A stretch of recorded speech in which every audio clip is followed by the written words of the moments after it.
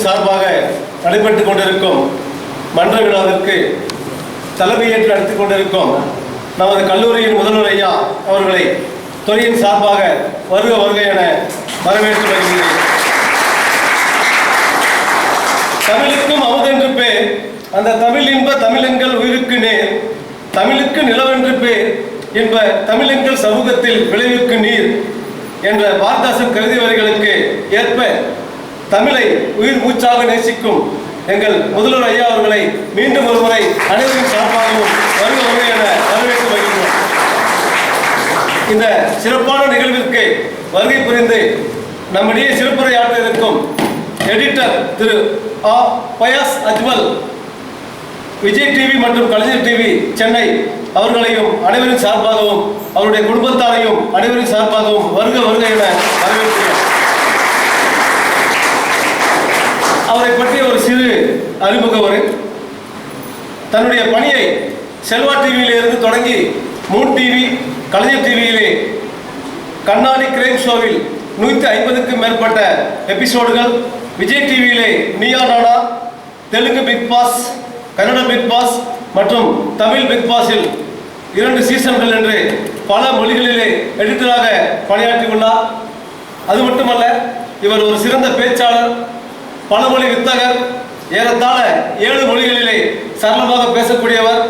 இப்படி பன்முக தண்டை கொண்ட நமது சிறப்பு விருந்தினர் அவர்களை நமக்காக நேரத்தை ஒதுக்கி இங்கே வருகை தந்து சிறப்பித்துக் கொண்டிருக்கும் இவரை நமது கல்லூரி முதல்வர் மற்றும் துறையின் சார்பாகவும் அனைவரின் சார்பாகவும் மீண்டும் ஒருமுறை வருக வருக என வரவேற்று வருகிறோம்.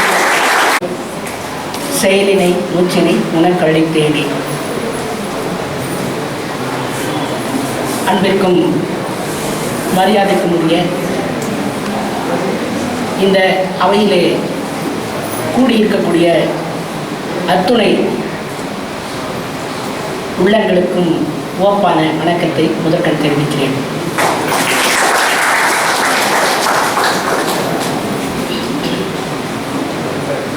குறிப்பாக சொல்ல வேண்டுமானால், நம் கல்லூரிக்கு சிறப்பு விருந்தினராக வந்திருக்கக்கூடிய பிக் பாஸ் நிகழ்வின் தொகுப்பாளராக இருக்கக்கூடிய அன்பிற்குரிய சகோதரர் பயஸ் ஐயா அவர்களையும் அவர்களுடைய குடும்பத்தையும் வணங்கி மகிழ்கிறேன்.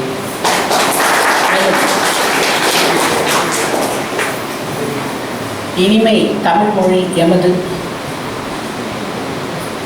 எமக்கு ஏற்றபடி வாய்த்தனல் அமுது எனும் பாரதிதாசனுடைய வரிகளுக்கு ஏற்ப செந்தமிழை தேன் தமிழ் குரலிலே இனிமையாக ஒலிக்கக்கூடிய அன்பு சகோதரி கவியரசி ஆல் இந்திய ரேடியோவின் அறிவிப்பாளர் அவர்களுக்கும் இந்த கல்லூரியிலே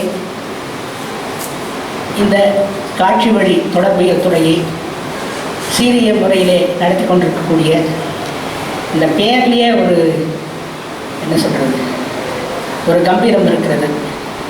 அப்படிப்பட்ட நம்முடைய பேராசிரியர், டிசிப்ளின் கமிட்டிலையும் சிறப்பாக இருந்து பங்காற்றக்கூடியவர் ஐயா பிரபாகரன் ஐயா அவர்களுக்கும் கவலை இல்லை என்று சொல்லக்கூடிய கருத்தமைப்பு புத்தகம், நிக்கலஸ் வாய்ச்சர் என்று சொல்லக்கூடிய அந்த எழுத்தாளருடைய புத்தகம். அது என்னுடைய மாணவ மாணவிகள் அனைவரும் இந்த புத்தகத்தை வாசிக்கணும். என்கிட்ட மொபைலில் இருக்குது.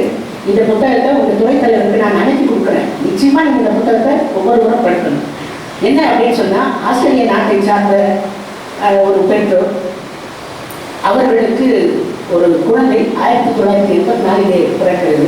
அந்த அம்மா நர்ஸு, அவங்க அப்பா வந்து ஒரு பணியாற்றக்கூடிய ஒரு பேராசிரியராக, அது மாதிரி மருத்துவ பேராசிரியராக பணியாற்றக்கூடியவர் அப்படின்னு நினைக்கிறேன். அந்த பெற்றோருக்கு பிறந்த அந்த குழந்தைக்கு பார்த்தீங்கன்னா 2 கைகளும் இல்லை, 2 கால்களும் இல்லை, ஆனால் பாதத்திலே ஒரு விரல் மட்டும், அதுவும் வந்து ஒட்டி இருக்குது. அதை பின்னாடி ஆப்ரேஷன் பண்ணுறாங்க. அப்படிப்பட்ட குழந்தையை வைத்துக் கொண்டு என்ன செய்வது அப்படின்ட்டு பெற்றோர்கள் யோசிக்கிறாங்க. ஆனால் அந்த குழந்தை பள்ளியிலே கல்லூரிகளிலெல்லாம் படித்து அந்த குழந்தை இன்றைக்கு மிகப்பெரிய பேச்சாளராக, நட்சத்திர பேச்சாளராக திகழ்வதை நான் பார்க்கிறேன். வெவ்வேறு இடங்களுக்கு போய் அவர் பேசுறாரு. 40 நாடுகளுக்கு போய் தன்னை பற்றி பேசுவது மட்டும் இல்லாமல் இளைஞர்களுக்கும் யுவதிகளுக்கும் நம்பிக்கை ஊட்டக்கூடிய வகையில் தன்னுடைய வாழ்க்கையாக்கிக் கொண்டார் என்று பார்க்கிறேன். எதுக்கு இதை சொல்றேன் அப்படின்னா, நம்மகிட்ட ஒன்றும் இல்லை அப்படின்னு நினைக்கிறாரு. நம்மகிட்ட நிறைய ஆற்றல்கள் இருக்கு, திறமைகள் இருக்கு, வாய்ப்புகள் இருக்கு. பயன்படுத்த வேண்டியது நம்முடைய பொறுப்பு. ஒரு கை கால் 2 உறுப்புகளுமே இல்லாமல் இருக்கக்கூடியவர் அவ்வளவு சாதிக்கிறாருன்னா அப்போ நீங்கள் எவ்வளவு சாதிக்கணும் அப்படிங்கிறத நீங்கள் யோசிக்கோங்க. அதே மாதிரி பார்த்தீங்கன்னா வாழ்க்கையை நகைச்சுவையாக பார்க்கலாம், நகைச்சுவையாக ஆக்கிக்கொள்ளும். நமக்கு சிரிக்கிறதுக்கு நிறைய நேரம் இருக்குது. சிரிக்க சிரிக்க வாழ்க்கையில் மகிழ்ச்சி கூடும், ஆய்வு கூடும் அப்படின்னு தான் நான் பார்க்குறேன். தேடி சோறு நிதத்தின்று பல சின்ன சிறு கதைகள் பேசி மனம் வாடி துன்பம் மிக உழன்று பிறர் வாட பல செயல்கள் புரிந்து கொடுங்கூற்று கிரையன பின் மாயும் பல வேடிக்கை மனிதரை போல் நானும் விழுவேன் என்று நினைத்தாயும் சொல்லொடி பராசக்தி என்னை சுடர்மிகு அறிவுடன் படைத்து விட்டாய். உன்னை வணங்கி என் அப்பன் பாரதியாரை வணங்கி இந்த நிகழ்வுக்கு என்னை அழைத்தமைக்காக நன்றி கூறி என் உரையை துவங்குகிறேன். அறிமுகமாகி 6 வருஷம் இந்த டிபார்ட்மெண்ட் ஸ்டார்ட் ஆன புதுசில் நான் தமிழ் இசை எஃப்எம் அப்படின்னு ஒரு ஆன்லைன் எஃப்எம்மில் ஒர்க் பண்ணிட்டு இருந்தேன். அவங்களுக்காக ஒரு சப்போர்ட் பண்ணிட்டு இருந்தோம். நான் ஆல் இண்டியா ரேடியோவில் ஜாயின் பண்ணி 10 இயர்ஸ் ஆகுது. 2015 நாங்கள் ஜாயின் பண்ணது. அதுக்கு நடுவில் ஆன்லைன் எஃப்எம் மூலியமாக அமீர் சார் அவர்களை மீட் பண்ண இருந்தது. அப்போ தான் இந்த மாதிரி ஒரு விஷுவல் கம்யூனிகேஷன் டிபார்ட்மெண்ட் நம்ம தருமபுரியில் ஸ்டார்ட் பண்ணியிருக்கோம். அதுக்காக பசங்களுக்கு என்ன மாதிரியான எக்ஸ்போஷர்ஸ் கொடுக்கணும், என்ன மாதிரியான ட்ரைனிங்ஸ் கொடுக்கணும் அப்படிங்கிறது எல்லாமே நாங்கள் பேசி இது பண்ணிட்டு இருந்திருக்கோம். மாதிரி காலகட்டத்திலேருந்தே தெரியும் இந்த டிபார்ட்மெண்ட் இவர் என்னென்ன விஷயங்கள்லாம் பசங்களுக்காக செய்கிறாங்க அப்படின்னு. அப்போது ஹெச்ஓடி சாரை மீட் பண்ண நேர்ந்தது பிரபாகரன் ஐயா அவர்களை. அதனால் ஃப்யூச்சரில் நீங்களும் அப்படி தான் ஆவீங்க. ஏன்னா நீங்கள் அந்த இடத்துல தான் இருக்கீங்க. ஸோ இங்கே first year, second year, third year எல்லாமே சேர்ந்துருக்கீங்க இல்லையா? ஓகே. லைக் விஷுவல் கம்யூனிகேஷன் என்ன நினைக்கிறீங்க? லைக் உங்கள் மைண்டில் என்ன இருக்குது?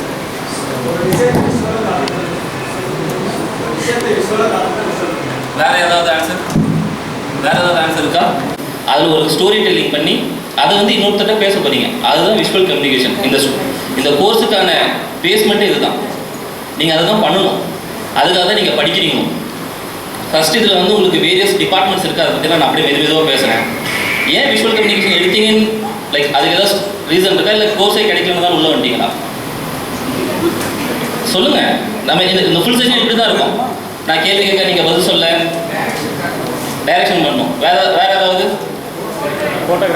ஃபோட்டோகிராஃபி, வேறு ஆக்டிங். சூப்பர். இல்லை ஆக்டிங். வேறு எடிட்டிங். சூப்பர். வேறு நம்ம டிபார்ட்மெண்ட்டு. வேறு ஏதாவது? சினிமோட்டோகிராஃபி. ஆக்சுவலி ஃபோட்டோகிராஃபிக்கும் சினிமோட்டோகிராஃபிக்கும் வித்தியாசம் தெரியும் இல்லையா? அதனால தெளிவாக தனித்தனியாக சொல்கிறீங்க. நல்ல பாயிண்ட். வேறு ஆர்ஜே. அதுவும் யாருக்குமே தெரியாது. அந்த 500 பேர் சேர்ந்து தான் உங்களுக்கு டெய்லி கரெக்டாக 9 மணிக்கு போகிறாங்களா 10 மணிக்கு போகிறாங்களா? ஏன்னா நான் பார்த்துருவேன் ஃபஸ்ட்டு, அதனால நான் டிவியில் பார்க்க மாட்டேன். ஸோ 9 மணிக்கு நீங்கள் பார்ப்பீங்க அந்த ஷோவை. நீங்கள் பார்க்குறது 1 மணி நேரம். அதை நான்